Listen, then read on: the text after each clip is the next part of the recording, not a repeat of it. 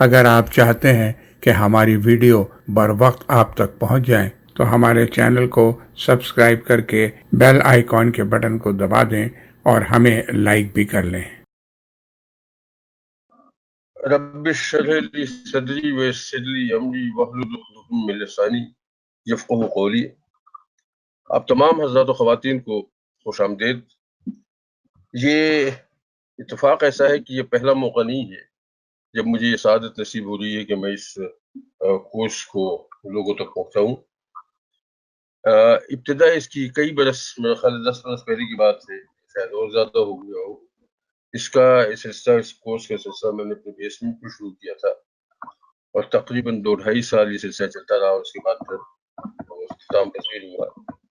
اس کے علاوہ یہی سلسلہ ہمارا اتوار کو حلقہ تدبر ہوتا ہے، اس میں بھی چلتا رہا کافی طویل عرصے تک۔ وہاں ہفتے میں 1 دفعہ ہوتا تھا، لیکن وقت بہت مختصر تھا، آدھے گھنٹے کا لہٰذا وہاں وقت بہت زیادہ لگا۔ ندوہ انسٹیٹیوٹ میں اس کورس کو کیا، وہاں بھی کورس مکمل کیا اور وہاں بھی کافی وقت ہوا۔ پھر اس کے بعد میں نے یو ایس میں ایکنس سسٹرز کا آن لائن انسٹیٹیوٹ ہے، وہاں 2 سیمسٹرز میں نے پڑھائے اور پہلے سیمسٹر میں اس کورس کو مکمل کیا، اور وہ ذرا بہت اسٹرکچر تھا اور بہت تیزی میں کرنا پڑا۔ تعریف تو بہت ہوئی، لیکن سچی بات یہ کہ میں خود اس سے بہت زیادہ مطمئن نہیں ہو سکا، اس لیے کہ بہت زیادہ معلومات بہت مختصر وقت میں پہنچانی پڑی۔ اور مجھے تھوڑی سی اس میں پریشانی ہمیشہ یہ ہوتی ہے کہ صرف بات کا کہہ دینا کافی نہیں ہوتا، بلکہ بات کا لوگوں تک پہنچنا اور دوسروں کا ان تک مطلب ابزارب ہونا اور ان کا سٹے کرنا جو ہے بڑی اہمیت کی بات ہوتی ہے۔ اچھا، اب اس دفعہ دیکھیے، ہر دفعہ مطلب یہ کوئی نہ کوئی تبدیلی رہی ہے۔ اس مرتبہ اس کو بالکل فری فارم رکھنے کا ارادہ بالکل نہیں ہے، اس لیے کہ بات اتنی لمبی ہو جاتی ہے کہ پھر وہ اتنا طویل عرصہ ہو جاتا ہے کہ بات بالکل ہاتھ سے نکل جاتی ہے۔ ہاں، تو میں یہ کہہ رہا تھا کہ اب اس میں مطلب اس کورس کو میں تھوڑا سا ایکسپلین کر دوں۔ اس کے 4 سیمسٹرز ہوں گے اور ہر سیمسٹر میں 90 منٹ کی 13 کلاسز ہوں گی، یعنی 13 ہفتوں کا 3 مہینے کا کورس ہے ایک سیمسٹر۔ پہلے سیمسٹر میں ہم انشاءاللہ خلافت راشدہ اور خلافت بنو امیہ کو کور کریں گے۔ دوسرا سیمسٹر جو ہمارا ہوگا اس میں ہم خلافت بنو عباس کو لیں گے، اس کے ساتھ بنو عباس کے ساتھ ساتھ جو متوازی حکومتیں چل رہی ہیں ان پر بھی بات کریں گے، اور اسی سیشن میں مسلمان جو اسپین میں پہنچے ہیں تو ان کا جو پہلا ایرا ہے جو بنو امیہ کا ایرا ہے وہ حصہ ہم ختم کریں گے یہاں۔ یہ بھی 13 ہفتے کا سیشن ہوگا اور ہر سیشن جو ہے وہ 90 منٹس ہوگا۔ ہر منڈے کو ہم کریں گے۔ ٹائمنگز تھوڑے بہت آگے پیچھے ہو سکتے ہیں نماز کے اوقات کے حوالے سے، تو وہ جب تک وقت میں تبدیلی ہوگی تو اس وقت ہم آپ کو انشاءاللہ بتا دیں گے۔ تیسرا سیمسٹر جو ہے اس میں بنو امیہ کے بعد اسپین میں جو صورتحال رہی ہے اس پہ انشاءاللہ تفصیل سے گفتگو ہوگی، اور اسی سیشن میں ہم انشاءاللہ آٹومن امپائر جو ہے سلطنت عثمانیہ اس کو کور کریں گے، اور بنیادی طور پہ ارطغرل کی بات اسی زمانے میں ہوگی۔ اور پھر چوتھا اور آخری سیشن جو ہے اس میں ہم نے ہندوستان کو لیا ہے، صغیر ہند و پاک، اس میں جو مسلمانوں کا دور حکومت ہے اس پر انشاءاللہ تفصیل سے کریں گے۔ یہ اس طرح سے اسے اسٹرکچر کیا ہے، اور عام طور پہ ہوتا یہ ہے کہ میں کوشش کرتا ہوں ہمیشہ کہ میرے سیشنز جو ہیں وہ مونو ڈائلاگ نہ ہوں، بلکہ ڈائلاگ کی صورت ہو، انٹریکٹیو سیشنز ہو جائیں۔ لیکن اس وقت اور ان حالات میں بات بالکل نہیں رہی۔ 10-12-15 آدمیوں کی یا 20 آدمیوں تک کلاس ہو تو اسے مینیج کیا جا سکتا ہے۔ ماشاءاللہ اس وقت 63 آدمی پارٹیسپیٹ کر رہے ہیں، اور میرا خیال یہ کم سے کم تھوڑا وقت گزرنے کے بعد 10-12 آدمی اور آ جائیں گے، تو ظاہر ہے کہ اس میں ہم سوال جواب کا سلسلہ شروع کریں اور انٹریکٹیو رکھنے کی کوشش کریں تو یہ کسی طرح سے اس میں بات بن نہیں پائے گی، ہم کام مکمل کر نہیں پائیں گے۔ تو اس میں گزارش یہ ہے کہ اس میں سوال جواب کا معاملہ نوٹ کرتے جائیے، سوال اپنے لکھتے جائیے، آخر میں کچھ وقت ہوگا جس میں یا بیچ میں اگر کہیں کسی کا کوئی لاجیکل بریک ہوا تو میں عرض کروں گا اس وقت سوالات لے لیں گے یا آخر میں سوال لیں گے اور اس میں مطلب یہ کہ اسے پورا کرنے کی کوشش کریں گے.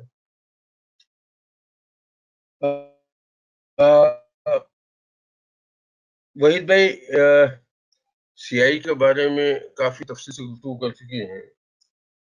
مجھے صرف یہ عرض کرنا ہے کہ اس کورس کی خاص طور سے جیسا کہ آپ لوگوں کے علم میں ہے اس کورس کی کوئی فیس نہیں ہے. ہم نے فیس کی بات کی نہ اس کورس میں ہم کسی سے کوئی فیس لیں گے. بس اتنا عرض کرنا ہے کہ سی آئی کے چھوٹے بجٹ پر چلنے والا چھوٹا سا ادارہ ہے. کام ہم بڑے بڑے کر رہے ہیں اور کوئی ہمارا ذریعہ آمدنی نہیں سوائے اس کے لوگ ہمیں سپورٹ کر دیتے ہیں. تو اس کی درخواست ہم وقتاً فوقتاً آپ سے کرتے جائیں گے. وہ جب مناسب موقع ہوگا اس وقت تفصیل سے بات کر لیں گے. اس میں دیکھیے 2-3 چیزیں ذہن میں رکھیے. ایک تو اس کورس کا نام ہے اسلامک ہسٹری. جس طرح سے یورپین ہسٹری ہے جس طرح سے انڈین ہسٹری ہے جس طرح سے ایرانین ہسٹری ہے اسی طرح سے اسی ترکیب سے اس کا نام اسلامک ہسٹری رکھ دیا جاتا ہے. عمومی نام اس کا یہی ہے لہذا اس کا نام یہی رکھا گیا ہے. لیکن واقع یہ ہے کہ اسلامک ہسٹری نہیں ہے یہ ہسٹری آف مسلمس ہے. اور اس لیے کہ مطلب اسلامک ہسٹری تو بنیادی طور پر ہسٹری آف اسلامک تھاٹ ہونی چاہیے. اور یہ چونکہ مطلب بنیادی طور پہ حکمرانوں کی تاریخ ہے مسلمان حکمرانوں کی تو اس کا نام مسلم ہسٹری ہونا چاہیے قاعدے سے.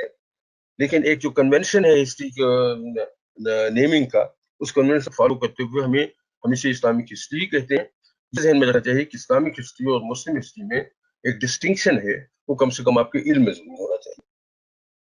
ایک اور چیز اس میں جو بڑی اہم ہے وہ یہ ہے کہ یہ بات ذہن میں ہمیشہ رکھے کہ ہم تاریخ پڑھ رہے ہیں اور انسانوں کی تاریخ رہی ہے یہ فرشتوں کی تاریخ نہیں ہے. بے شک مسلمانوں کی تاریخ ہے لیکن مسلمانوں میں ہمیشہ دور میں آج بھی اور اس سے پہلے بھی اچھی بری لوگ ہو رہے ہیں. لوگ رشوت لیتے ہیں نمازیں بھی پڑھتے ہیں اور اس بات انہیں ذرا برابر خیال نہیں آتا کہ رشوت لینے سے نمازیں جو ہیں وہ ساقط ہو جاتی ہیں وہ ضائع ہو جاتی ہیں. جھوٹ بھی بولتے ہیں غیبت بھی کرتے ہیں فراڈ بھی کرتے ہیں ہر قسم کی بے قاعدگیاں کرتے ہیں ہم لوگ خود کرتے ہیں. اچھا اسی قسم کی بے قاعدگیاں تاریخ میں ہمارے حکمرانوں نے بھی کی ہیں. ہر شخص کا دائرہ اس کی اپنی حد کے اندر اور یا اپنی حد کے ساتھ ساتھ اس کا پھیلاؤ اختیار کر لیتا ہے. لہذا تاریخ میں آپ کو ایسی بہت سی چیزیں نظر آئیں گی جو آپ کو پسند نہیں آئیں گی. حکومت کے لیے آپس میں جنگیں ہوئی ہیں مسلمانوں کے درمیان جنگیں ہوئی ہیں. حکومت حاصل کرنے کے لیے ایسی بہت سی مثالیں آپ کو ملیں گی کہ لوگوں نے اپنے بھائیوں کو قتل کر دیا 1 کو 2 کو 4 کو 6 کو اور بعض جگہ تو تعداد جو ہے 22 اور 27 تک پہنچ جاتی ہے. اور اس میں ایک بڑی عجیب چیز مطلب یہ کہ مجھے پوری اس میں نظر آتی ہے کہ سم ہاؤ اللہ تعالیٰ نے تو ہمارے لیے کوئی خاص نظام جو ہے اس کا تعین نہیں کیا سوائے اس کے یہ بات کہتی کہ مشورہ کر کے فیصلے کر لیا. تو اس مشورے کی وجہ سے ہمارے پاس جمہوریت کی پوری گنجائش نکل آئی بشرطے کہ وہ اللہ تعالیٰ کے احکامات کے تحت ہو. اچھا لیکن اس پوری تاریخ میں اگر آپ دیکھیں تو ہمارے یہاں انتقالی اقتدار کا کوئی نظام جو ہے وہ وضع نہیں کیا گیا. اس کی وجوہات ہے اپنی جگہ لیکن وجوہات میں جائے بغیر اس کا انتظام کوئی ہم نے انتقالی اقتدار کا نظام جو ہے اس کو تشکیل نہیں کیا. اچھا اب جب یہ نظام نہیں ہوتا تو ایک شخص جو کسی وجہ سے بادشاہ یا خلیفہ بن جاتا ہے وہ جب تک مرتا نہیں اس وقت تک دوسرے کی باری نہیں آتی. اچھا اگر کسی وجہ سے اس سے لوگ مطمئن نہ ہوں یا دیگر صاحب اختیار لوگ جو ہے وہ مطمئن نہ ہوں تو اس کو ہٹانے کا صرف ایک سلسلہ رہ جاتا ہے وہ کسی طرح سے اسے مار دیا جائے.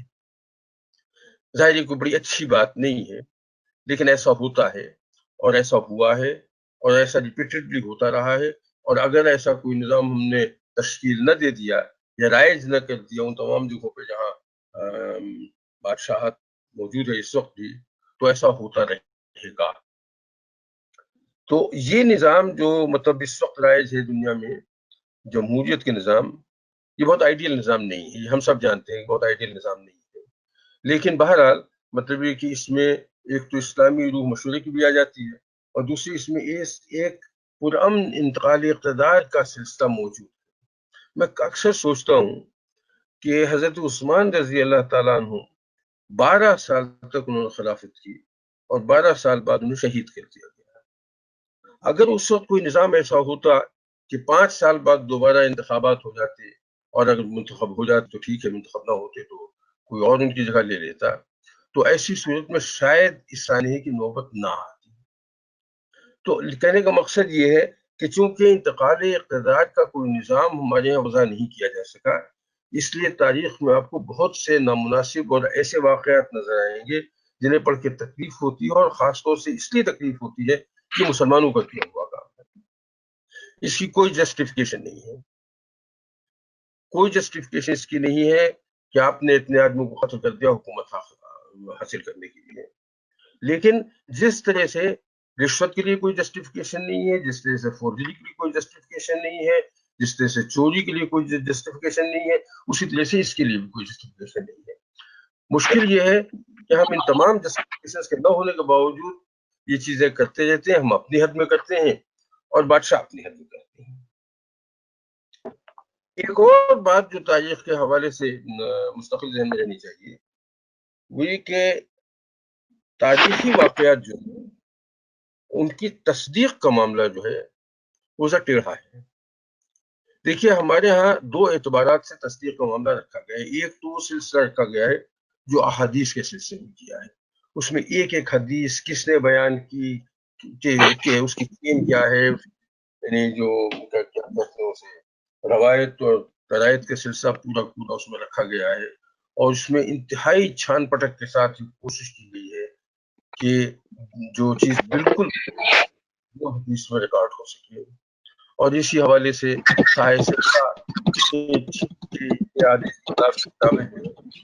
یہ کسی صاحب کو مائک آن ہے، پلیز بند کر دیجیے۔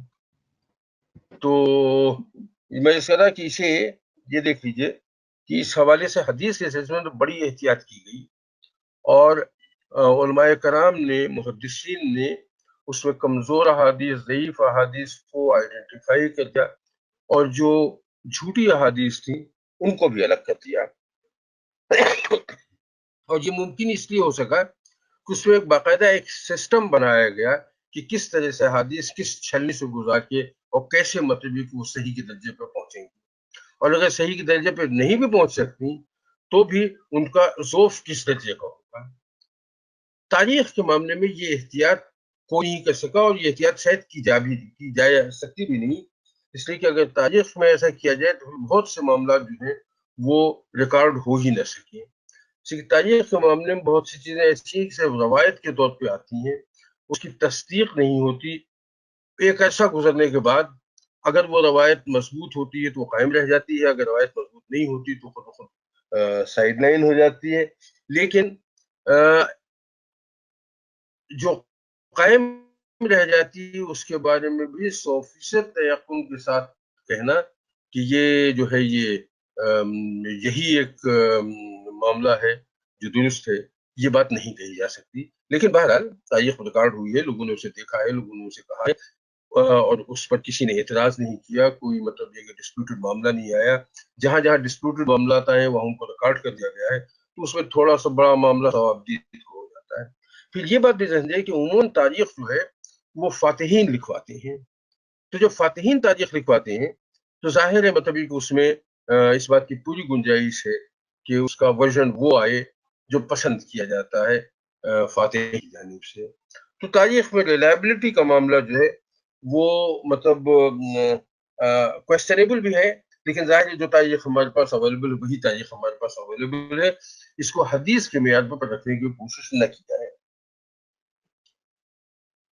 اور اب اس کو مطلب تھوڑا سا یہ دیکھیے کہ اگر جب ہم اس کو مطلب اس کی تصدیق حدیث کی طرح سے نہیں کر سکتے تو اس کی تصدیق کیسے کی جائے؟ تاریخ جو بڑے بڑے مورخین گزرے ہیں ان کی کتابوں کا مطالعہ کیا جائے، اور وہ چیزیں جو وہاں نہ ہوں یا ڈسپیوٹڈ بھی ہوں، جو ڈسپیوٹڈ نہیں ہے ان کو تو ہم صحیح مان لیں گے، جو ڈسپیوٹڈ ہے اس میں دونوں ورژن کو اپنی اپنی جگہ رکھیں گے اس حوالے سے کہ دونوں میں سے کوئی بھی صحیح ہو سکتا ہے، اسے وہیں چھوڑ دیں گے۔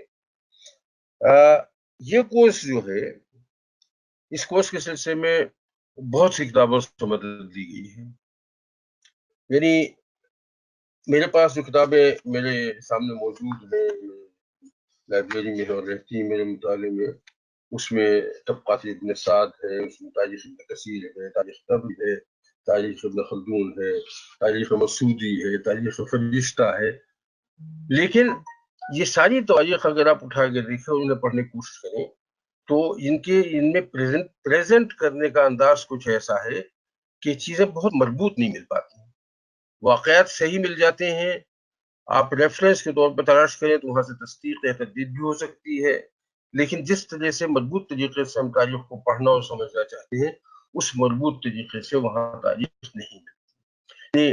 اگر مثال کے طور پہ میں تھوڑا سا بات عرض کروں کہ اگر مثال کے طور پہ ہم یہ پڑھنا چاہیں کہ صاحب ہارون رشید کے زمانے میں کیا ہوا تھا، ہارون رشید کا زمانہ پڑھنا چاہیں تو وہ ہارون رشید کے زمانے میں کچھ اسپین کے واقعات بھی بیان کر دیں گے، اسی کے اسی سن میں جس زمانے میں ہو رہے تھے، کچھ کیا کہتے ہیں آپ کے وہ جو ہے آپ کا وسط ایشیا وغیرہ کے بارے میں بھی گفتگو آ جائے گی، ہارون کے بارے میں بھی آتی جائے گی، تو ایک جگہ پہ آپ کو ساری ایک شخص کی یا ایک بادشاہ کی یا ایک خلیفہ کی تاریخ نہیں مل پاتی۔ یہ کام بعد کے مورخین نے بہت کیا ہے، جنہوں نے تاریخوں مختلف تواریخ سے بات لے کے اس کی تالیف کی ہے۔ اس میں شاہ معین ندوی کی اسلامی تاریخ ہے، وہ بڑی مفید کتاب ہے۔ ایک کتاب جو بہت مفید ہے جسے میں ہمیشہ مطلب ہے کہ بڑی حد تک مستند کتاب سمجھتا ہوں اور میں اس سے بہت مدد لیتا ہوں، وہ ہے اکبر شاہ نجیب آبادی صاحب کی کتاب تاریخ اسلام۔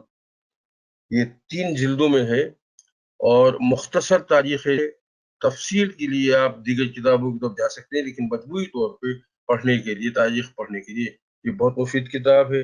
یہ مطلب ہمارے پاس لائبریری میں بھی موجود ہے، میری ذاتی لائبریری میں بھی ہے، اور ہمارا خیال ہے کہ CIK کا بک اسٹور جو ہے اس پر بھی کچھ جلدیں تھوڑی بہت اس کی موجود ہوں گی، وہ جب کسی وقت یہ اس ایپیڈیمک سے نجات ملے گی اور کوئی صاحب انٹرسٹ ہوں گے تو وہاں سے آپ کی لے لیں۔ تو یہ صورتحال جو ہے کتابوں کے سلسلے میں، اسے کتابیات جو ہے، ایک اور کتاب بڑی اہم ہے، وہ ہے کیا نام ہے ان کا، ثروت سہولت صاحب کی اسلام کیا مختصر تاریخ اسلامی۔ یہ اس اعتبار سے بہت اہم ہے، اس میں بہت زیادہ مطلب ویسے تو نہیں ملتا جس طرح سے اکبر شاہ نجیب آبادی سب کتاب مل جاتا ہے، لیکن اس میں کچھ ٹاپکس ایسے ہیں جیسے انڈونیشیا میں، فلیپینس میں، امریکہ میں مختلف جگہوں پہ اسلام کیسے پہنچا ہے اور کس طرح سے اس کا رین رہا ہے، وہ جو ہے وہ ان کی سہولت کی کتاب میں، ثروت سہولت کتاب میں وہ مل جاتا ہے، تو وہ کتاب بھی خاصی مفید ہے اور موقع ملے تو اس کو بھی ایک نظر ضرور پڑھنا چاہیے۔ پھر اس کے علاوہ ایک اور کتاب ہے جو بنیادی طور پہ تاریخ کی کتاب تو نہیں، خاص حوالے سے لکھی گئی ہے، لیکن نام اس کا بھی ہے تاریخ دعوت و عزیمت۔ یہ کتاب ہے مولانا ابو الحسن ندوی صاحب کی، اس میں بھی تاریخی واقعات بڑی حد تک مل جاتے ہیں، وہ اس کا فوکس جو ہے وہ صرف ان وصیات ہیں جنہوں نے اچھے برے اوقات میں اسلام کی بڑی خدمت کی اور اسلام کو بڑی مشکل سے نکالا ہے۔ تو اس اعتبار سے اگر کتابیات دیکھیں تو یہ ساری کتابیں جو ہیں، ان سب کا مجموعہ میں آپ کسی طرح سے آپ کی خدمت میں پیش کرنے کی کوشش کروں گا، لیکن میں پھر کروں گا کہ میری اس میں مرکزی جو حیثیت ہے اس میں اکبر شاہ نجیب آبادی صاحب کی کتاب کی ہے، اور اس کے واقعات کی تفصیل میں نے اور جگہوں سے لی ہے جو کہتا ہوں بیشتر ان تمام کتابوں کو جن کا میں نے تذکرہ کیا ہے ان سب سے کہیں نہ کہیں کچھ مطلب میں نے استفادہ کیا ہے۔ ایک سوال مطلب مستقل یہ آ رہا ہے کہ ہم اس کورس کو خلافت راشدہ سے کیوں شروع کر رہے ہیں، ہم اسے کم سے کم اگر ہے تو سن 1 ہجری سے شروع کریں، دور نبوت کو اس میں شامل کیوں نہیں کرتے؟ دیکھیے بات یہ کہ جب یہ تاریخ شروع کریں گے نبوت کا معاملے کا تذکرہ تو ضرور ہوگا، اس لیے کہ تاریخ کا کنٹینیوشن ہے جو بیان کرنا ضروری ہوگا. خاص طور سے ہم نے اس حصے کو اوائڈ اس لیے کیا ہے کہ وہ ہے سیرت کا پرسپیکٹو. اس میں تاریخ اور سیرت نبی کریم صلی اللہ علیہ وسلم دونوں آتی ہیں. وہ بالکل الگ سبجیکٹ ہے، اور اسے موقع ہوا تو کسی وقت ان شاء اللہ مطلب ہم سے ایک پلیٹ فارم سے ایک الگ سے سیرت نبوی پہ کورس کروا دیں گے. اور ویسے مطلب سیرت نبوی پہ مختلف کورسز ہوتے رہتے ہیں ویسے بھی. تو اس معاملے کو اگر اچھا الگ رکھا جائے تاریخ سے تو ہمارے خیال میں ہم آسانی سے آگے بڑھ سکتے ہیں اور کافی اور حصہ کو تیزی سے کور کر سکتے ہیں. تو اس حوالے سے ہم نے اس حصے کو خلافت راشدہ سے شروع کیا ہے. گویا سن 1 ہجری سے نہیں ہوا بلکہ جا کہ یہ تقریباً سن 11 ہجری سے شروع ہوتا ہے. لیکن بہرحال اچھا، پھر میں نے تھوڑی دیر پہلے جو عرض کیا تھا کہ اس کو ہم نے 4 سیمسٹرز میں ڈیوائڈ کیا ہے، اور اس میں نے آپ کو ٹاپکس بتا دیے تھے کہ ہر سیمسٹر میں کس ٹاپک پر. مثال کے طور پہ سیکنڈ سیمسٹر جو ہوگا اس میں ہم بنو عباس سے بات کریں گے.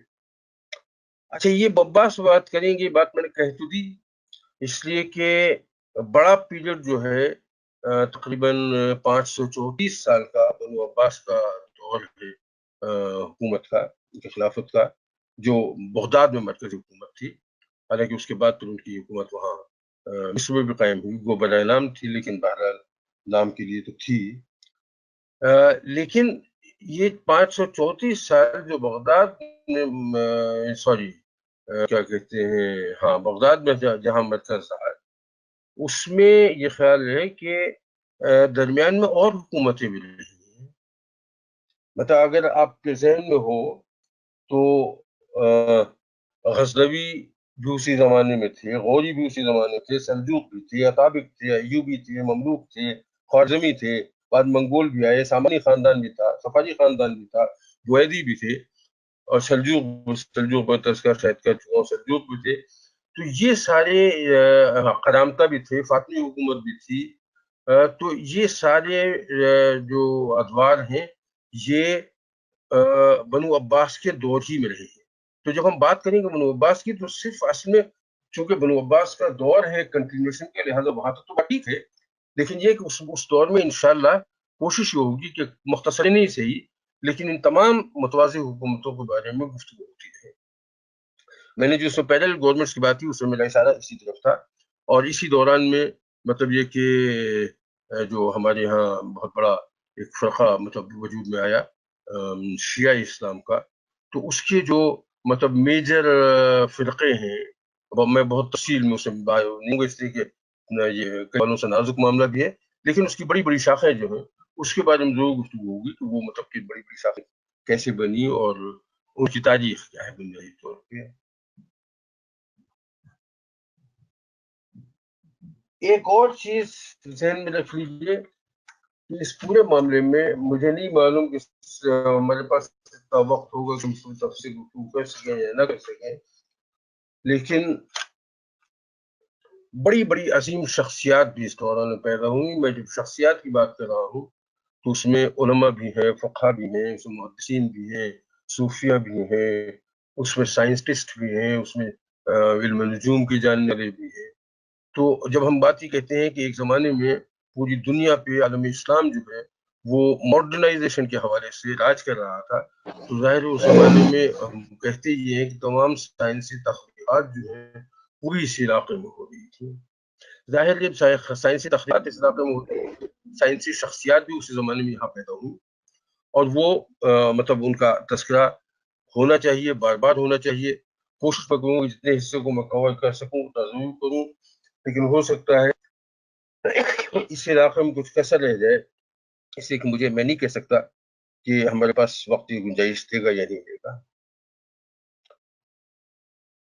ایک اور معاملہ جو بڑا مطلب مشکل پیش آتی ہے تاریخ میں وہ یہ ہے کہ تاریخ کو پڑھنا جو ہے وہ شوق اور کمٹمنٹ کا معاملہ ہے. یہ کورس آپ لوگ جوائن کر رہے ہیں، اس کورس کو مکمل کر دینے پہ آپ کو سرٹیفکیٹ تو شاید مل جائے لیکن نوکری نہیں ملے گی. اچھا، ظاہر ہے مطلب آپ اس کورس میں شرکت کر رہے ہیں صرف اس لیے کہ آپ کو یہ شوق ہے اور آپ یہ چاہتے ہیں کہ اپنے تاریخی معاملات سے اپنے ماضی سے واقف ہو سکیں تاکہ آپ اس کی بنیاد پہ آئندہ کا لائحہ عمل کو بہتر طریقے سے بنا سکیں. یہاں تک تو ٹھیک ہے. اور یہ ہے اس میں زیادہ معاملہ جو ہے وہ آپ کی اپنی کمٹمنٹ کا ہے.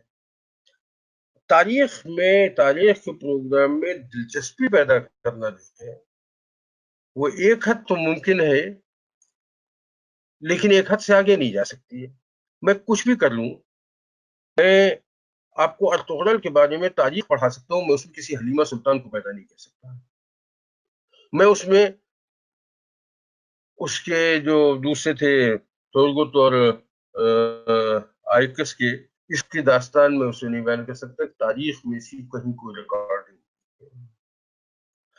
تو کہنے کا مقصد یہ ہے کہ جب تاریخی ڈرامے یا تاریخی ناول لکھے جاتے ہیں تو ان کو تو دلچسپ بنانے کے لیے اس میں کچھ زیب داستہ کے لیے فکشن کا حصہ ڈال دیا جاتا ہے تاکہ لوگ اس کی وجہ سے اسے دیکھتے رہیں اور اس کے بہانے تھوڑی بہت تاریخ ان تک پہنچ جائے. حالانکہ اس کا ایک نقصان یہ بھی ہوتا ہے کہ تاریخ کا کافی حصہ غلط پہنچ جاتا ہے. لیکن بہرحال کچھ تھوڑی بہت واقعیت اس حوالے سے ہو جاتی ہے. لیکن اصل بات جو ہے وہ یہی ہے کہ تاریخ اگر آپ پڑھیں گے تو اس وقت کہانیاں ایسی کم ملیں گی. سالڈ معاملہ ہے، علم حاصل کرنے کا معاملہ ہے، شوق اور کمٹمنٹ کا معاملہ ہے. اور سال بھر کا کورس ہے، 4 سیمسٹرز کا. اس کے لیے ابھی سے سوچ لیجئے کہ کیا واقعی آپ دلچسپی رکھتے ہیں نہیں رکھتے، کیا آپ اتنا کمٹ کر سکتے ہیں نہیں کر سکتے.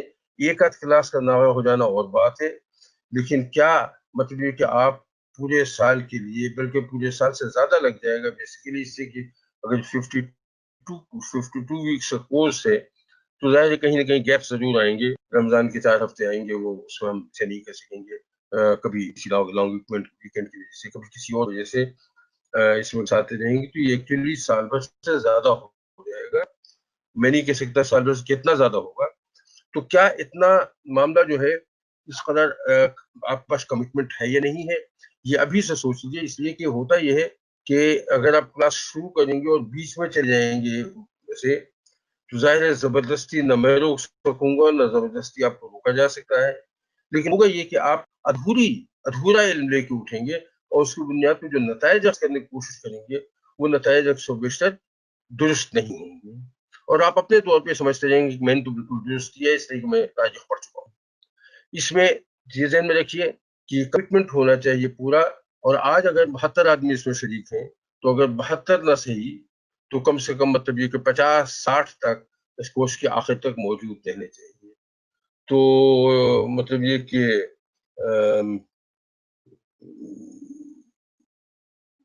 مطلب میں بڑے بوجھل دل کے ساتھ یہ بات کہہ رہا ہوں کہ جو لوگ یہ کمٹمنٹ نہیں رکھتے خوش آمدید، ضرور آئیں، بیٹھیں، چلیں.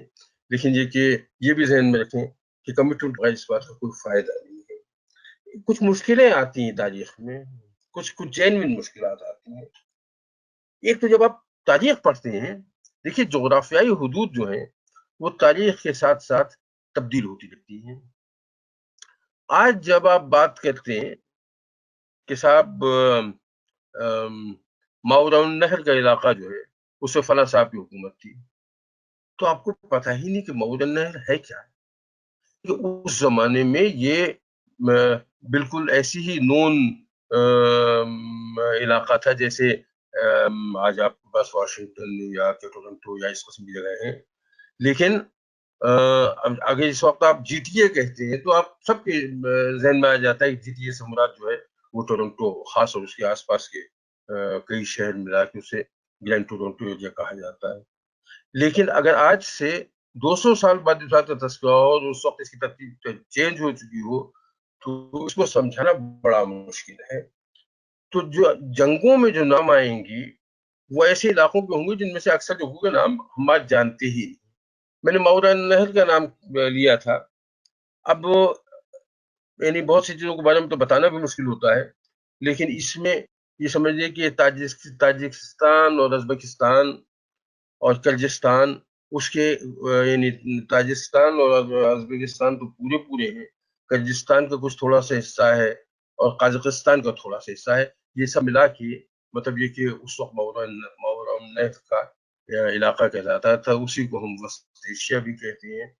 تو جب اس میں نام آئیں گے شہروں کے تو بڑے بڑے شہروں کے نام تو شاید ہمارے علم میں ہے، سمرقند و بخارا کا نام تو ہم نے سنا ہوا ہے، بلخ کا نام بھی سنا ہوا ہے، لیکن پتہ نہیں کتنے لوگوں کے علم میں ہے کہ بلخ جو ہے پرانا نام ہے مزار شریف کا، جو افغانستان میں۔ تو کہنے کا مطلب یہ کہ چونکہ بالکل اجنبی جگہوں کے نام آتے ہیں، لہذا کچھ عرصے بعد اکتاہٹ محسوس ہونے لگتی، پتہ نہیں کس علاقے کی بات ہو رہی ہے۔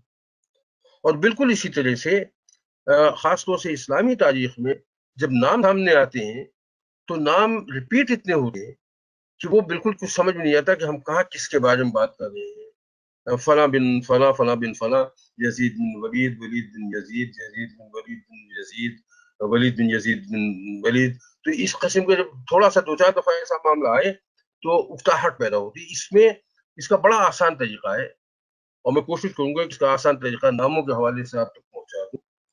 اگر آپ کے سامنے حکومت کا ایک طرح سے نقشہ موجود ہو شجرے کی طرح سے، تو اس کو سمجھنے میں آسانی ہوگی بہت۔ میں انشاءاللہ کوشش کروں گا کہ وہ آپ تک پہنچا سکوں، کیسے مطلب کس طرح سے ہم نے اسے ترتیب دیا ہے۔ ایک دفعہ اگر وہ نقشہ ذہن میں آ جائے وہ شجرے کے انداز کا، تو انشاءاللہ پھر مزید بہت زیادہ دقت ہونی نہیں چاہیے۔ تو اس کو تو ہم نے حل کرنے کی کوشش کی ہے۔ جگہوں اور مقامات کے نام کے بارے میں بھی میں عرض کر دوں کہ اس میں بھی کوشش کریں گے کہ جہاں جہاں مدد مل سکے کہیں سے کسی نقشے سے کہ کس علاقے کی بات ہو رہی ہے تو بتا دیں گے، لیکن یہ کہ اکثر بیشتر ایسا ہوتا ہے کہ وہ نام آج کہیں نظر ہی نہیں آتا۔ اور بڑا مشکل یعنی یہ تو بات آپ کو بالکل معلوم ہوگی کہ صاحب یہ جنوبی عراق کا علاقہ ہے یا یہ شمالی عراق کا علاقہ ہے، اور بعض وقت میں بس شہروں کے نام اسی حوالے سے یاد کرنے پڑیں گے کہ یہ جنوبی عراق کے جگہ اس ایریا میں کوئی کسی جگہ کا نام تھا۔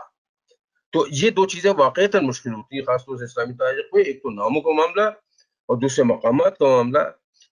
ان دونوں کو سمجھنے کے لیے تھوڑی سی محنت کرنی پڑتی ہے اور تھوڑا سا سمجھنا پڑتا ہے۔ اب تو اتنی بڑی سہولت موجود ہے انٹرنیٹ کی آپ کے پاس کہ کوئی جگہ اگر سمجھ میں نہیں آ رہی ہے اس کو آپ انٹرنیٹ پہ ڈالیں تو اس جگہ کی پوری تاریخ آپ کو مل جاتی ہے، پہلی جگہ کیا کہلاتی تھی اور اب کیا کہلاتی ہے۔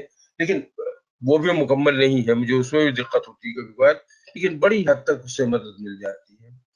لیکن یہ کام آپ کریں گے اسی وقت، میں نے جیسے پہلے عرض کیا تھا، جب کمٹمنٹ ہوگا، خواہش ہوگی کہ ہمیں اس کام کو کرنا ہے اور سیکھنا ہے، نوکری کے لیے نہیں بلکہ اپنے شوق کے لیے اور اپنے اسلاف سے واقف ہونے کے لیے اور یہ جاننے کے لیے کہ ہم عروج کی کن بلندیوں پہ تھے اور سوال کی کن پستیوں پہ پہنچ گئے ہیں، اور اس کو اگر کسی طرح سے ٹرن اراؤنڈ کیا جا سکتا ہے، اس کے لیے یہ ضروری ہے کہ آپ کم سے کم اس زمانے کے بارے میں معلوم رکھیں۔ یہ پدرم سلطان بود والا معاملہ نہیں ہے، یعنی آپ اس بات پہ تفاخر محسوس نہیں کر سکتے کہ ہمارے پرانے لوگ تو اتنے بڑے بڑے لوگ تھے۔ یہ بنیادی طور پر سبق حاصل کرنے کے لیے ہوتا ہے کہ اگر اتنے بڑے لوگ ہمارے درمیان پیدا ہو سکتے ہیں اور اتنے بڑے بڑے کام ہم کر سکتے ہیں تو یہ کام ہم آج کیوں نہیں کر سکتے ہیں۔ اور یہ ٹرن اراؤنڈ کے لیے محمیز ہے۔ تاریخ کا حوالہ اس حوالے سے بہت اہم ہے۔ تاریخ کے حوالے کو نہ کہانیوں کی طرح سے پڑھا جانا چاہیے اور نہ پھر اسے پھر اس وہ جو میں نے عرض کیا تھا پدرم سلطان بودوالا کے اس تفاخر کے لیے صاحب ہم تو بہت بڑے بڑے لوگ جو ہیں ان کی اولاد ہیں، اس سے کوئی فرق نہیں پڑتا۔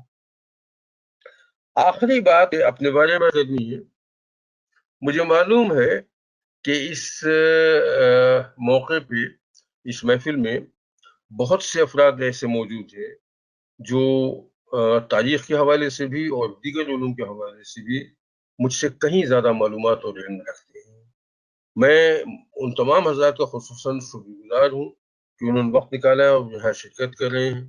میں ان سے گائیڈنس لینے کو متمنی ہوں، اور اگر صرف یہ کہوں گا کہ کہیں مجھ سے کچھ سہو ہو جائے تو اسے یہ کہ اسے درگزر فرما دیجیے گا، اور صرف درگزر فرما مت دیں بلکہ اس میں جہاں موقع ہو، جہاں مناسب دیکھیں جس طرح سے، اس میں میری اصلاح بھی کر دیں تو میں انشاءاللہ آئندہ اسے ٹھیک کر دوں۔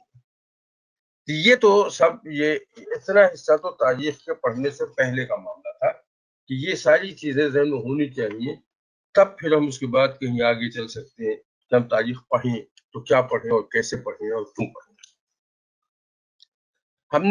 میں نے یہ عرض کیا تھا کہ ہم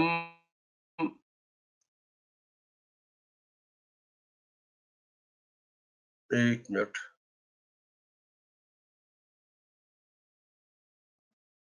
میں کوشش کر رہا ہوں کہ میں نے کچھ ڈاکومنٹ آپ کے پاس بھیجے تھے، وہ اگر اسکرین پہ آپ کے پاس آ جائیں تو مطلب آسانی ہو جائے گی اس کو سمجھانے میں. یہ دیکھیے یہ آگے اس کو آپ میرے پاس تو میں اسے نہیں کر سکتا، لیکن آپ کے پاس آپ کی اسکرین میں اس بات کی گنجائش ہے کہ اسے تھوڑا سا سینٹر کر لیا جائے، بڑا کر لیا جائے، اتنا بڑا کر لیا جائے کہ آپ اسے پڑھ سکیں. یہ ڈاکومنٹ میں آپ کو بھیج بھی چکا ہوں، اور بات یہ کہ اگر میں یہاں سے پریزنٹ کر سکتا ہوں تو اسے بھیجنے کی ضرورت کیا تھی. ایک تو دو وجوہات تھیں اس کی. ایک وجہ تو یہ تھی کہ جب میں نے اسے ڈسپلے کیا تو مجھے اطلاع یہ ملی کہ یہ اس کا ڈسپلے جو ہے وہ آپ کو یعنی دیکھنے والوں کو بہت زیادہ صاف نظر نہیں آ رہا ہے، اس کا پڑھنا دقت آ رہا ہے. تو ایک تو حکمت یہ تھی اس میں کہ اگر میں آپ کو بھیج دیتا ہوں، آپ اپنی کاپی پرنٹ کر لیں تو تو اگر یہاں کوئی کمی ہے تو مطلب آپ اپنی کاپی سے آسانی سے پڑھ سکتے ہیں.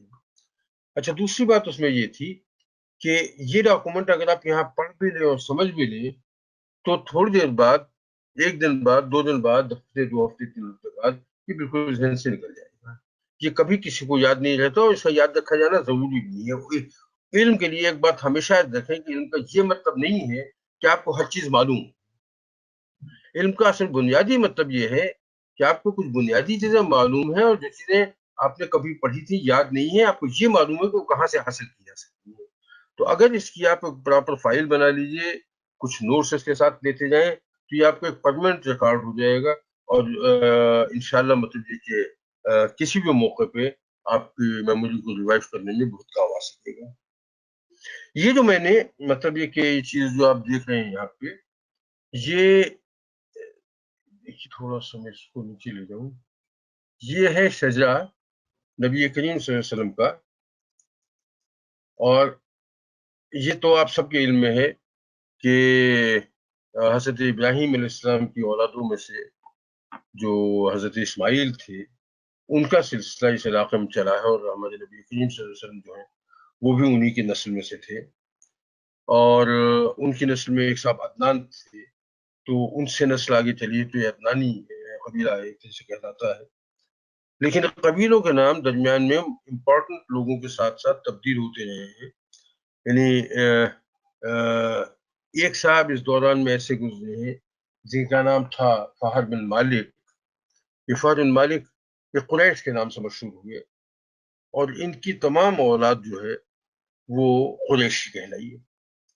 اچھا، اب اس میں اگر آپ دیکھیں تو یہ مطلب یہاں آپ کو بہت زیادہ اس کی تفصیل کی ضرورت بھی نہیں ہے، لیکن یہاں پہ آپ یہ دیکھیے کہ کہاں ہے بھائی، یہ بڑا مشکل ہے.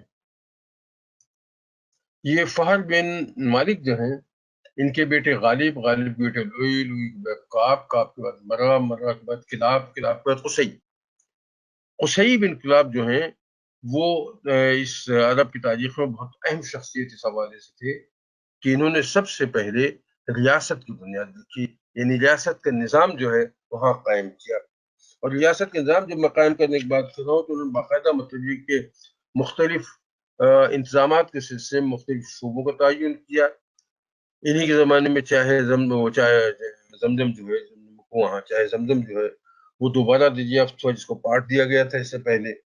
انہی کے زمانے میں وہاں مطلب کافی خزانے بھی نکلے، اور انہوں نے انتظامی اعتبار سے 5 بڑے حصوں میں تقسیم کیا اس کو کیا کہتے ہیں انتظام سلطنت کو، جس میں سے ایک کام جو تھا وہ تو الندوہ انہوں نے قائم کیا. الندوہ ایک طرح سے اس زمانے کی پارلیمنٹ تھی جہاں پہ بڑے بڑے لوگ بیٹھ کے معاملات سے، سیاسی معاملات کے فیصلے کرتے تھے. اس میں ایک شعبہ ملا کلید برداری کا، خانہ کعبہ کی پاسبانی کا، حفاظت کا. چابی اس کی باقاعدہ رہتی تھی کہ ایک خاص قبیلے کے پاس. اسی طرح سے رفادہ کا شعبہ قائم کیا، یہ حاجیوں کو پانی پلانے کا انتظام کرتا تھا. تو اسے کیا کہتے ہیں، سوری، رفادہ کا جو ہے حاجیوں کی میزبانی، مسافر جو ہوتے تھے ان کی میزبانی کا انتظام ان کے پاس تھا. اسے سقایا کا جو شعبہ قائم کیا، یہ شعبہ جو ہے یہ پانی کا انتظام دیکھتا تھا. آپ کو اندازہ ہونا چاہیے کہ اب تو خیر صورتحال مختلف ہے، لیکن بات یہ کہ صحرا کا علاقہ ہے، پانی وہاں کا سب سے بڑا مسئلہ ہمیشہ رہا ہے. تو وہاں حاجیوں کے لیے جو بڑی تعداد آتی تھی حاجیوں کے حج کے زمانے میں، ان کے لیے پانی کا انتظام کرنا ایک بہت بڑا مسئلہ تھا. تو یہ باقاعدہ ایک الگ شعبہ بنا گیا سقایا کا. اور پھر اس طرح سے جنگ کے حوالے سے ایک علم برداری کا ایک وہ بنا گیا کہ جب جنگ ہو کیا جائے. اس کے علاوہ چھوٹے چھوٹے اور سلسلے تھے جس میں مطلب خوبہ طے کرنے کا معاملہ تھا، وہ مطلب یا کیا کہتے ہیں سفارت کا معاملہ تھا. اس قسم کے چھوٹے چھوٹے اور معاملات تھے جن کو اس میں مطلب رکھا گیا خاص طور سے. تو کہنے کا مطلب یہ ہے کہ میں یہاں رک گیا تھا قصید بن کلاب، یہاں سے ایک طرح سے نئے سرے سے اس کی تجدید ہوئی ہے قریش قبیلے کی حکومت کی.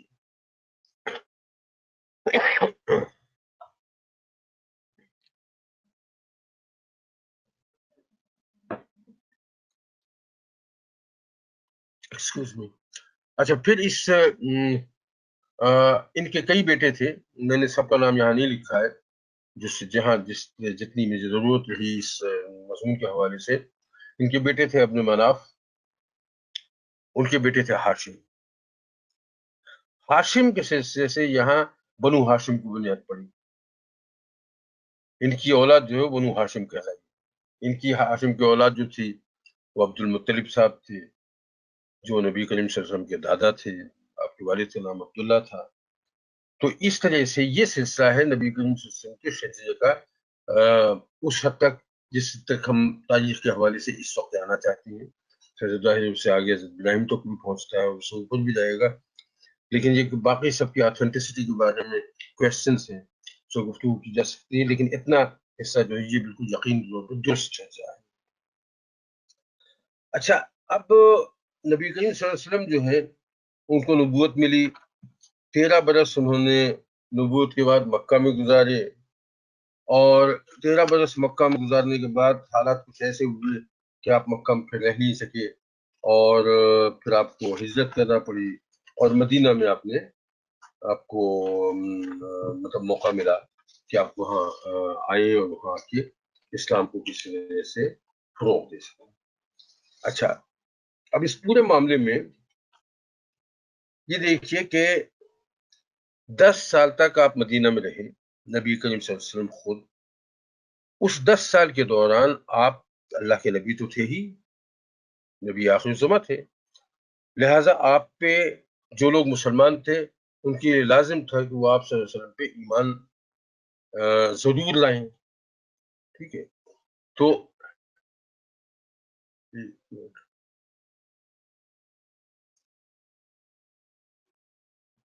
تو ایک تو صورت یہ ذہن میں ہے کہ نبی کریم صلی اللہ علیہ وسلم جو ہیں وہ نبی ہونے کی حیثیت سے ان کا حکم ہر شخص پہ جو خود کو مسلمان کہتا ہے بلا تردد ماننا فرض تھا. یہ نبی کی حیثیت سے ان کی بات تھی. پھر ظاہر ہے جب نبی کی حیثیت سے وہاں آئے اور ان کی بات سب کو ماننا تھی تو ان کی سربراہی بھی تسلیم کر دی لی گئی. وہ اس علاقے کا حاکم بھی تھے، وہ اس علاقے کے قاضی بھی تھے، وہ مفتی بھی تھے، وہ سپہ سالار بھی تھے.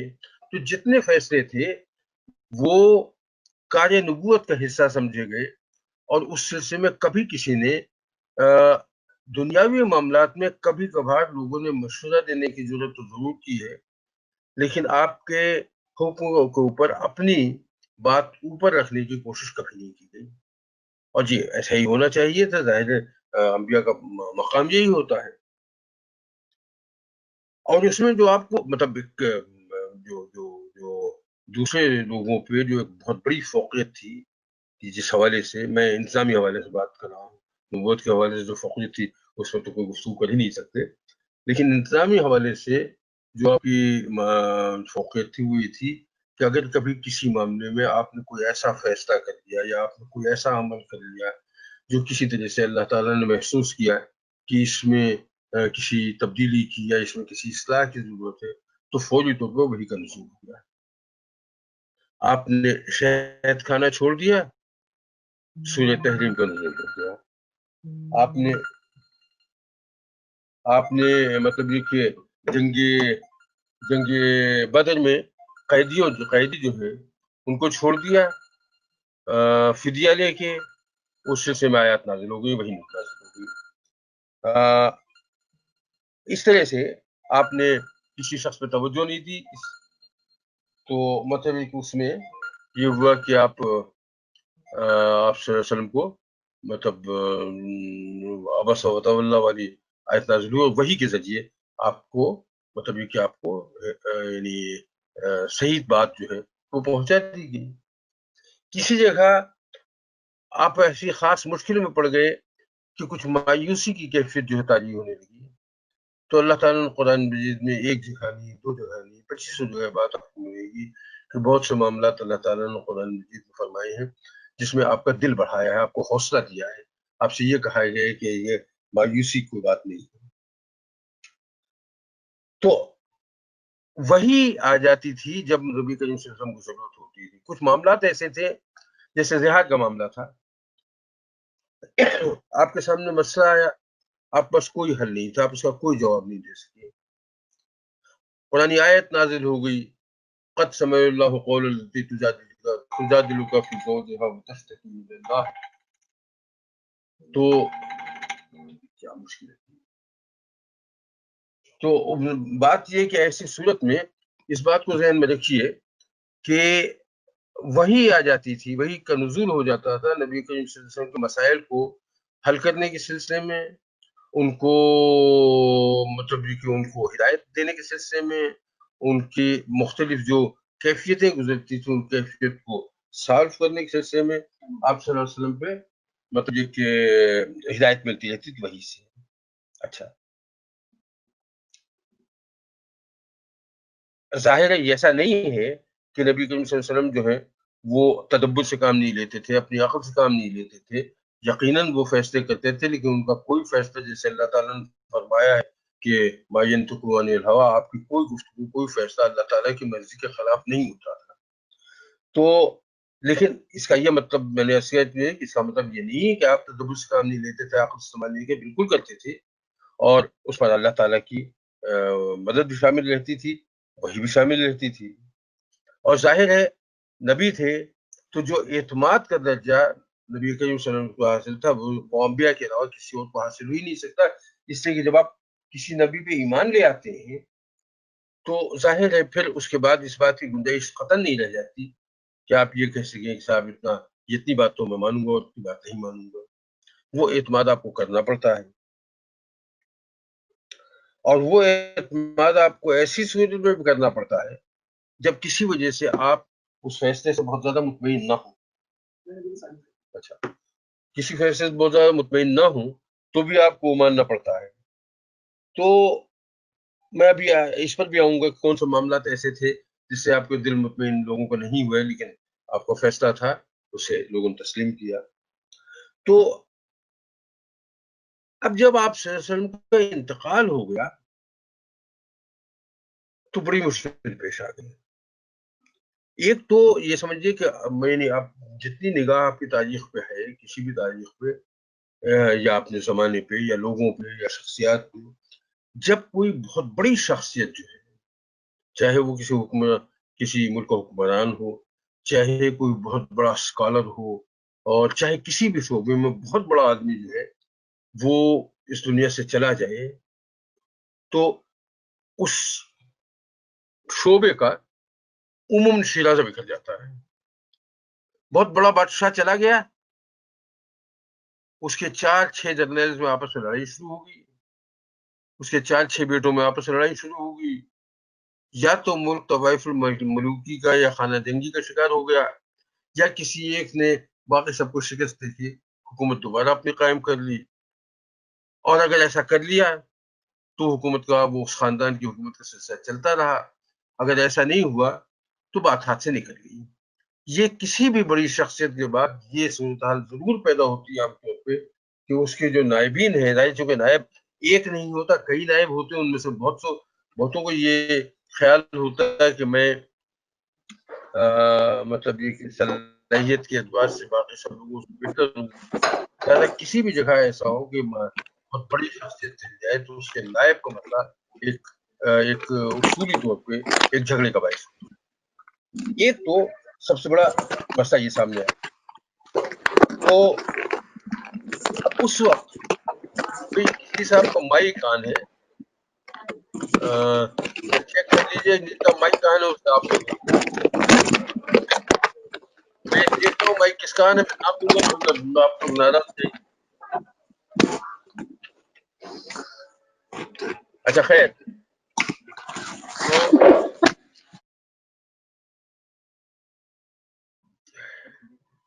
بیٹھو ہو گئے کر دیا میں نے، صحیح کر دیا ہے میں نے. میں نے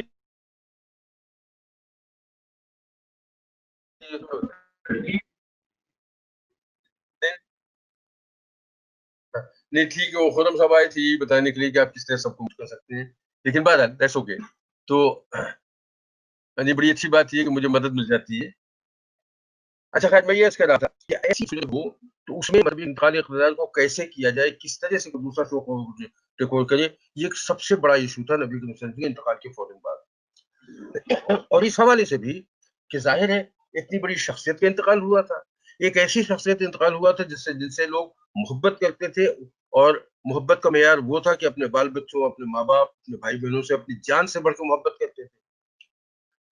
تو ایسی صورت میں جذباتی کیفیت ایسی شدید تھی کہ وہ اس بات کو برداشت کرنا بڑا ممکن لوگوں کے لیے ناممکن ہو گیا تھا کہ آپ کے انتقال کی خبر کو ایبزارب کر سکیں. آپ سب نے سنا ہوگا کہ جب آپ کا انتقال ہوا تو حضرت عمر جو ہے، حضرت عمر رضی اللہ تعالیٰ عنہ، وہ ننگی تلوار لے کے مسجد میں کھڑے ہو گئے تھے کہ کسی نے کہا کہ نبی کریم کے انتقال ہو گیا تو میں اسے تلوار دوں گا. اس جذباتی کیفیت سے لوگ گزر رہے تھے. اس جذباتی کیفیت میں حضرت عمر کو بھی مطلب نارملائز کرنے میں، نارمل کرنے میں، ٹھنڈا کرنے میں حضرت ابوبکر رضی اللہ تعالیٰ عنہ کام تھا کہ وہ آئے، انہوں نے مختصر تقریر کی اور یہ سمجھایا کہ دیکھو وہ لوگ جو رسول اللہ صلی اللہ علیہ وسلم کو اپنا خدا سمجھتے تھے یا انہی کو دین سمجھتے تھے اور انہی کو اسلام سمجھتے تھے، تو یہ بات سمجھ لیں کہ حضور صلی اللہ علیہ وسلم کا انتقال ہو گیا ہے، اور اگر وہ اسے اسلام سمجھتے تھے تو اسلام بھی اس حوالے سے ختم ہو گیا ہے. لیکن جو لوگ یہ جانتے ہیں کہ اصل میں طاقت اللہ تعالیٰ سبحانہ تعالیٰ کی ہے، نبی کریم صلی اللہ علیہ وسلم سے پیغام لانے والے تھے، اللہ کا وجود ہے، آج بھی ہے، ہمیشہ سے ہے، ہمیشہ رہے گا، اور اگر آپ اس پر اللہ پہ ایمان لائے ہیں تو یہ جان لیجیے کہ نبی تو ہمارے درمیان سے چلے گئے لیکن اللہ موجود ہے. اور اس بات کو قرآنی آیات کو سامنے رکھتے ہوئے اس طرح سے بیان کیا کہ مطلب سب لوگ جو ہیں ان کو شرح صدر ہو گیا. تو اس جذباتی کیفیت سے گزرے تھے. نبی کریم صلی اللہ علیہ وسلم کی تجہیز و تکفین ابھی ہوئی نہیں ہے، لیکن اسی دوران مطلب یہ معلوم ہوا کہ کچھ صحابہ، ظاہر وہاں بات صحابہ کی ہو رہی، کچھ صحابہ جن کا تعلق انصار سے تھا، یعنی وہ لوگ جو مدینہ کے رہنے والے، اوریجنل مدینہ کے رہنے والے تھے، مقامی لوگ، ان سب کی میٹنگ ہو رہی ایک جگہ، اور وہاں پہ خلافت کی سلسلے میں بات ہو رہی ہے. تو بات حضرت عمر جو ہے یہ بات لے کے پہنچے حضرت ابوبکر کے پاس کہ آپ کو اور ہمیں فوراً وہاں جانا چاہیے. تو پہلے تو حضرت ابوبکر نے انکار کر دیا کہ مطلب میں اس صورت میں یہاں سے کیسے جا سکتا ہوں. تو جب انہیں سمجھایا کہ نہیں، یہ بہت بڑا فتنہ کھڑا ہو جائے گا، اور اگر اس معاملے کو ہم نے تھوڑا سا تیز کر دی تو خیر بہرحال وہ حضرت ابوبکر، حضرت ابو عبیدہ بن جراح اور حضرت عمر رضی اللہ عنہ، یہ تینوں حضرات جو ہیں یہ وہاں پہنچے. وہ جگہ جو تھی اس کا نام آپ لوگوں نے اکثر سنا ہوگا، اس جگہ کا نام تھا سقیفہ بنی ساعدہ. بنی ساعدہ ایک قبیلے کا نام ہے، سقف چھت کو کہتے ہیں، تو سقیفہ سے مراد بنی ساعدہ کا صاحبان. تو یہ ایک مطلب ظاہر ہے مطلب نخلستان تو ضرور تھا، لیکن ڈیزرٹ میں ایک جگہ پہ تھوڑی سی مطلب دیواریں کھینچ کے اوپر چھت بنا دی گئی تھی تاکہ سائے میں لوگ بیٹھ کے گفتگو کر سکیں، مطلب کام کر سکے جو بھی کرنا ہو. عام طور پہ وہ میٹنگز وغیرہ کے لیے وہ جگہ استعمال ہوتی تھی، اور وہ ملکیت تھی سعد بن ابو عبادہ کی، سعد بن عبادہ جی، ان کی زمین تھی. اور یہ اب یہ ذہن میں رہے کہ شاید مطلب اس سے پہلے تذکرہ بہت ہو چکا ہے کہ جب مدینہ نبی کریم صلی اللہ علیہ وسلم آئے، تشریف لائے تھے، تو وہاں پہ تین پرومیننٹ گروہ موجود تھے. ایک تو یہودیوں کا گروہ تھا، اور دوسرے مدینہ کے رہنے والوں کے دو بڑے قبیلے تھے، ایک اوس اور ایک خزرج. خزرج کئی اعتبارات سے دولت کے اعتبار سے اور خوشحالی کے اعتبار سے اس میں فوقیت کرتا تھا، حالانکہ دونوں میں جنگیں بہت ہوتی تھیں اس زمانے میں. تو بہرحال خزرج قبیلے کا سردار جو تھے وہ سعد بن عبادہ تھے. بڑے جلیل القدر صاحب میں آپ کو شمار ہو رہا ہے، لیکن یہ مطلب یہ کہ یہ اس کے سربراہ تھے. جب یہ تینوں حضرات وہاں پہنچے ہیں اس علاقے میں، تو وہاں میٹنگ جاری تھی اور تقریباً فیصلہ ہو چکا تھا، اور فیصلہ یہ ہوا تھا کہ سعد بن عبادہ جو ہے ان کو آئندہ آئندہ کے لیے خلیفہ بنا دیا جائے. اچھا، یہ بڑی پریشان کن صورتحال تھی، اس لیے کہ یہ بات سب کے علم میں تھی اچھی طرح سے کہ ان کی شخصیت پہ لوگ مطمئن نہیں ہوں گے، اور خاص طور سے قریش جو ہے وہ تو کسی صورت میں انہیں خلیفہ نہیں مانیں گے. نتیجہ اس کا یہ ہے کہ امت مسلمہ دو حصوں میں پہلے دن سے بٹ جائے گی. اور یہ سمجھ لیجیے کہ جس امت کا کی ابتدا جو ہے وہ ایک چھوٹے سے جھٹکے کو برداشت نہ کر سکے، وہ امت کے صحت کتنے عرصے تک کہاں چلے گی وہ اندازہ کرنا مشکل ہے. اب ایسی صورت میں انہوں نے گفتگو شروع کی ان لوگوں نے، تو جو بات جہاں آ کے اٹکی ہوئی ایسا ہے کہ اچھا ٹھیک ہے، ہم دو سربراہ بنا لیتے ہیں، ایک انصار میں سے ہوگا ایک مہاجرین میں سے ہوگا.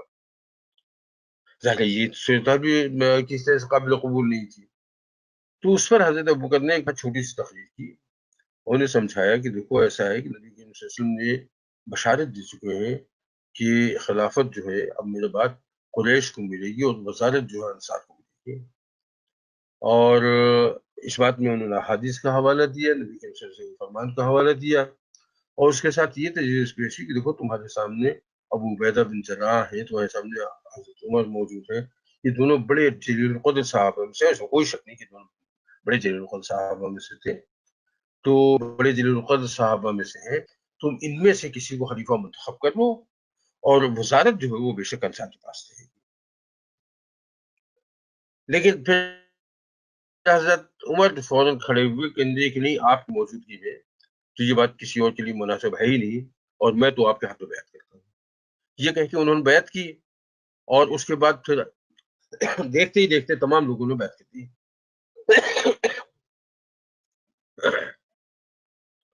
اور اس میں ایک بڑا کام جو ہے وہ حضرت نعمان بن بشیر کا تھا، جو رضی اللہ تعالیٰ عنہ جو انصار میں سے تھے، اور انہوں نے اس بات کی تصدیق کی کہ ہاں حضرت ابوبکر جو بات کہہ رہے ہیں قریش کی خلافت کے بارے میں وہ بالکل درست ہے، نبی کریم صلی اللہ علیہ وسلم نے خود سنا ہے.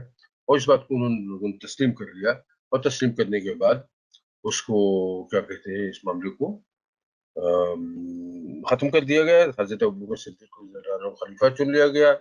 پھر اس کے بعد یہ لوگ واپس آئے، نبی کریم صلی اللہ علیہ وسلم کی تشریف تکفین کا معاملہ رہا، لوگوں نے بیعت کی، دوسرے نے بیعت ہوئی، اور آپ جو ہے صرف بلا مقابلہ منتخب ہو گئے نئے سربراہ.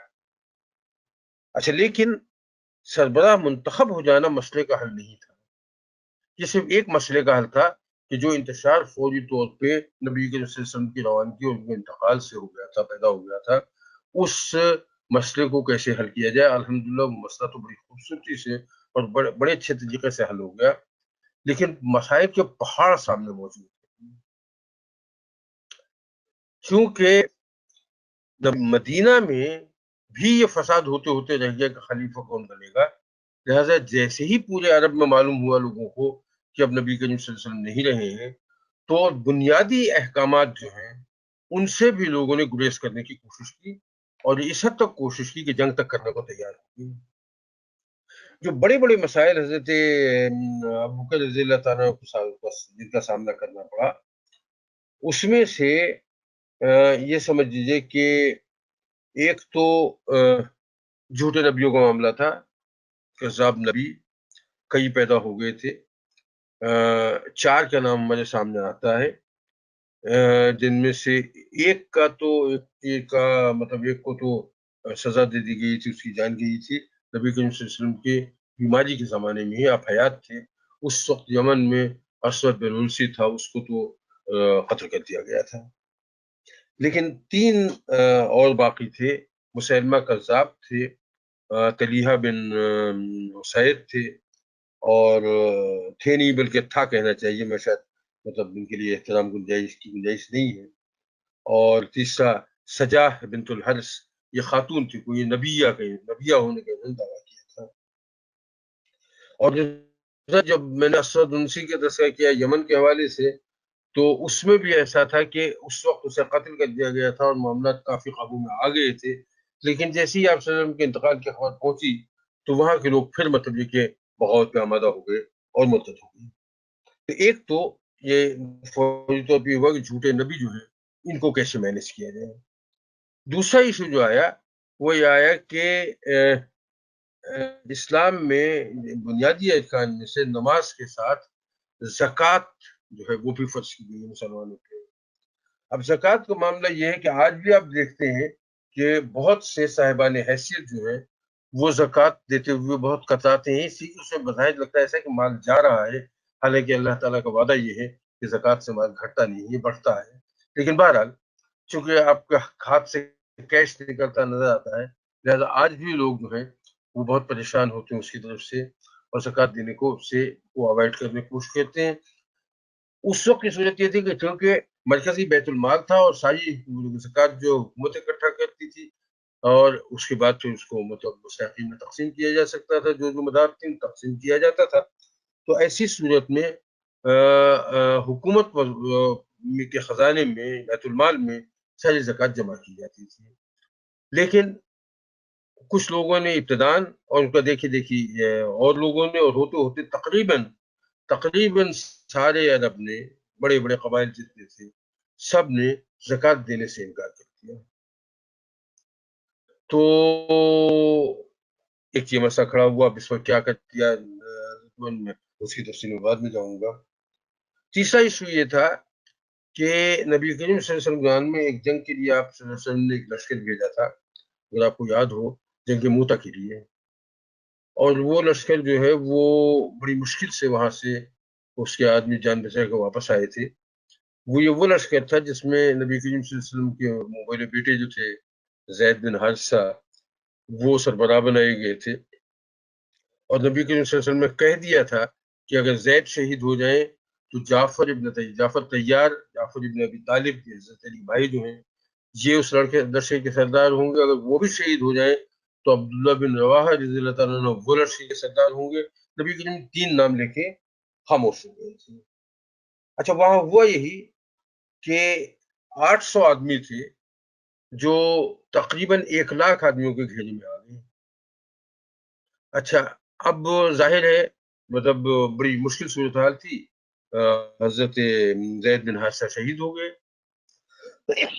اس کے بعد سلطانی لشکر سے بسا رہی جعفر طیار بن ابی طالب کے پاس آئی، وہ بھی شہید ہو گئے. پھر عبداللہ بن رواحہ رضی اللہ تعالیٰ کے پاس آئی، وہ بھی شہید ہو گئے. اب اسٹیج پہ لشکر جو ہے یہ لشکر بے سردار ہو کے رہ گیا. تو اس وقت لوگوں نے خالد بن ولید رضی اللہ تعالیٰ کو سردار لشکر چنا. خالد بن ولید نے اتنا کیا کہ وہاں سے کسی طرح سے دشمنوں کو ہٹا کے لڑ جھگڑ کے کس طرح سے وہ باقی ماندہ فوج کو واپس لے آئے مدینہ. اور اس سے مطلب جنگ کی شدت یہ تھی کہ کہتے ہیں کہ خالد بن ولید کی تقریباً 9 تلواریں جو ہیں یا 8 تلواریں ٹوٹی تھی، 9 تلواروں کے پاس تھی، 8 یا 9 تلواریں ان کی جنگ کرتے ہوئے ٹوٹ گئی تھی. تو اتنی شدید کیفیت تھی. بلکہ وہ واقعہ ہے اس میں میں اس وقت تفصیل میں جانا نہیں چاہتا، لیکن ایک جملے میں کہہ دوں کہ جب واپس آئے تو مدینہ کافی لوگوں نے ان کو دان تان کیا اس حوالے سے کہ تم تو بھگوڑے ہو، جنگ سے بھاگ کے واپس آ گئے اور شہادت قبول نہیں کی تم نے. تو نبی کریم صلی اللہ علیہ وسلم نے خود ان کے بارے میں بات کی کہ نہیں، خالد بھاگ کے واپس نہیں آئے ہیں، بلکہ انہوں نے ٹیکٹیکل ریٹریٹ کیا ہے، اور ہم انشاءاللہ کمک لے کے اور نئے سرے سے مطلب وہاں جائیں گے اور ان کو انشاءاللہ ان سے لڑیں گے اور ان کو انشاءاللہ شکست دیں گے. اس بیک گراؤنڈ میں ایک لشکر تیار کرایا نبی کریم صلی اللہ علیہ وسلم نے خود، اور اسی علاقے میں بھیجنے کے لیے. اور اس لشکر میں مطلب ظاہر پہلے کے مقابلے میں کافی بڑی تعداد تھی، اور اس کے ساتھ ہی ہوا کہ لیکن اس کا سربراہ بنایا زید بن حارثہ، جو اس لشکر کے سربراہ تھے، جن کا مطلب جن کی شہادت ہو گئی تھی. ان کے بیٹے اسامہ کو اس کا سربراہ بنایا، اور ظاہر وہ ایک جذباتی معاملہ تھا، اس بات ٹھیک ہے۔ اچھا، زید چونکہ نبی کریم صلی اللہ علیہ وسلم کو غلام رہ چکے تھے، لہٰذا اس بات پہ کافی لوگوں کو تردد تھا کہ بھئی ایک غلام جو ہے کیسے سربراہ کرے گا۔ لیکن یہ لشکر نبی کریم صلی اللہ علیہ وسلم نے خود بنایا تھا، بھیج بھی دیا تھا، لیکن وہ مسجد سے چند تھوڑی دور گیا تھا کہ اسے نبی کریم صلی اللہ علیہ وسلم کی شدید عدالت کی اطلاع ملی، تو لوگ سب واپس آ گئے۔ تو جب یہ مطلب یہ سلسلہ ختم ہوا، خلافت کا معاملہ طے ہو گیا، تو حضرت ابوبکر صدیق نے اس لشکر کو دوبارہ بھیجنا چاہا۔ لوگوں نے سمجھایا بھی کہ بڑے مسائل ہیں، لیکن ان کا کہنا یہ تھا کہ نبی کریم صلی اللہ علیہ وسلم جو کام جس کام کی ابتدا کر چکے ہیں، میں اس کو کسی قیمت پر ٹال نہیں سکتا، یہ تو ہوگا، چاہے میں اکیلا رہ جاؤں اور چاہے مجھے مدینہ میں جنگلی درندے آ کے نوچ ڈالیں، لیکن میں نبی کریم صلی اللہ علیہ وسلم کے کیے ہوئے کام کو نامکمل نہیں چھوڑ سکتا۔ یہ حضرت ابوبکر کی محبت کا اور ان کا معاملہ تھا، ایک مسئلہ یہ تھا۔ پھر اس کے بعد ظاہر ہے مطلب جب اسامہ کا لشکر گیا ہوا تھا، چلا گیا، تو مدینہ پہ حملے کا بھی خطرہ تھا، اور حملہ ہوا بھی۔ اس حملے میں مطلب یہ کہ کچھ تھوڑا بہت نقصان بھی ہوا، لیکن الحمدللہ اس حملے کو رسوا کیا گیا۔ اچھا، پھر اس سب کے ساتھ ساتھ روم اور ایران جو ہیں وہ اس زمانے کی سپر پاورز تھیں، اور چونکہ دونوں کو اندازہ ہو رہا تھا کہ مسلمانوں کی قوت بڑھتی چلی جا رہی ہے، تو اس وقت کی انتشار کی کیفیت سے فائدہ اٹھا کے فوری طور پہ مسلمانوں پر حملہ کر سکنے کی پوزیشن میں تھے، اور اگر ایسا خدا نخواستہ وہ کر لیتے اور یہاں انتشار کی کیفیت ویسی ہی رہتی، تو ظاہر بہت شدید شکست کا سامنا کرنا پڑ سکتا تھا۔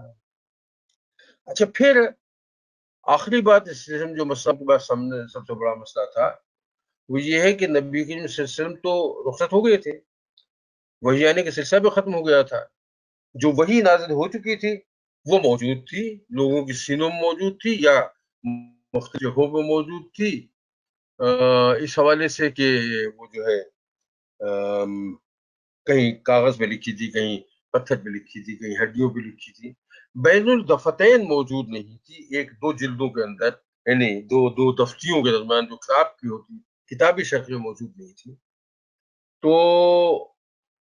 اس کو وہ بھی ایک کام تھا سامنے، وہ کب کیا اور کیوں کیا اس بارے میں ابھی تک کی بات کروں گا۔ تو یہ سارے کے سارے مطلب معاملات جو ہیں، یہ سارے مسائل حضرت ابوبکر صدیق رضی اللہ تعالیٰ عنہ کے سامنے تھے۔ خلافت تو انہیں مل گئی تھی، لیکن انہوں نے کس طرح سے اس سے نمٹے، یہ انشاءاللہ ہم آئندہ سیشن میں کریں گے۔